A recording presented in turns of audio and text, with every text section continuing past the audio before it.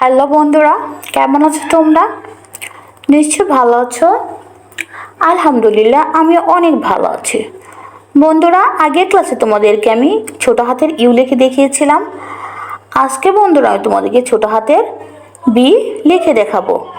তার আগে বন্ধুরা, তোমরা যারা আমার ভিডিও দেখছো তারা আমার সাথে ভিডিও দেখার মাধ্যমে আমার সাথে লেখা প্র্যাকটিস করবে। আর আমার সাথে যখন তোমরা লেখা প্র্যাকটিস করবে তখন তোমরা সুন্দর একটা হাতের লেখা শিখতে পারবে বন্ধুরা। তাহলে বন্ধুরা দেখো, আর দেরি না করে আমি কিভাবে লিখছি সেটা দেখো এবং আমার সাথে সুন্দর করে হাতের লেখা শিখে ফেলো।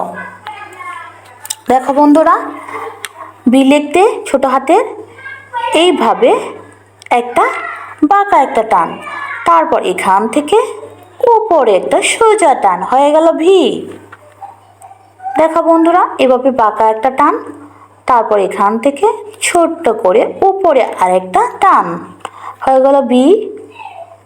দেখো বন্ধুরা, বাঁকা একটা টান, তারপর উপরে আরেকটা টান, হয়ে গেল ভি। এবার দেখো বন্ধুরা, আমি এক টানে একটা ভি লিখে ফেলেছি। দেখো বন্ধুরা, আমি আবারও একটা লিখছি।